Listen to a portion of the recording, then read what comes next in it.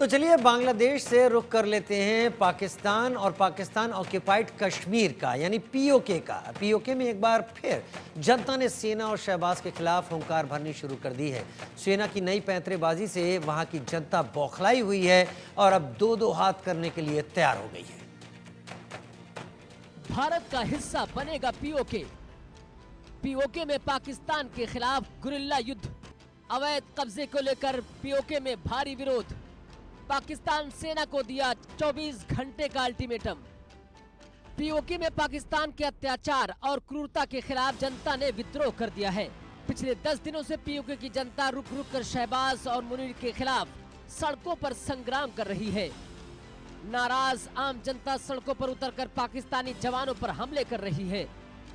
मुजफ्फराबाद और रावलकोट समेत कई जगहों पर सुरक्षा बलों और प्रदर्शनकारियों के बीच हिंसक झड़प भी हुई। पीओके की आवाज को दबाने के लिए पाकिस्तानी सेना अब अत्याचार पर उतारू हो गई है। अवाम पाकिस्तानी सेना के खिलाफ जमकर विद्रोह कर रही है, तो वही पाकिस्तानी सेना पीओके की आवाम को धमका रही है। और अब तो हद हो गई जब पाकिस्तानी सेना ने रावलकोट के बंजोसा झील पर कब्जा कर लिया।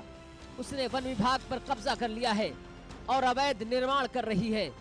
वही पीओके के लोग इसका विरोध कर रहे हैं। विरोध प्रदर्शन के साथ ही पीओके के लोगों ने पुंछ प्रशासन और पाकिस्तानी सेना को 24 घंटे के अंदर जमीन पर निर्माण काम बंद करने का अल्टीमेटम दिया है।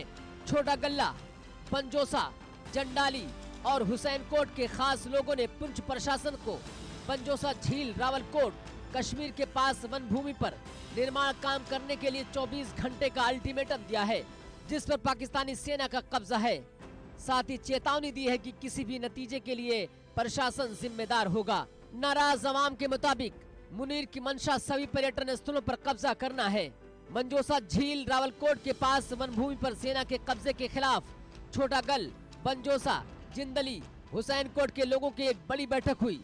बैठक के बाद पीओके पुंछ के प्रशासन और पाक सेना को वन भूमि पर कब्जा करने, अवैध निर्माण को रोकने के लिए 24 घंटे का अल्टीमेटम देकर ये वार्निंग दी है कि अगर काम नहीं रुका तो सड़क पर उतरकर जमकर प्रदर्शन करेंगे। साथ ही पाकिस्तान सेना को सख्त चेतावनी दी है कि अगर 24 घंटे के अंदर अवैध कब्जा नहीं हटाया गया तो उसके लिए शहबाज और मुनीर जिम्मेदार होंगे।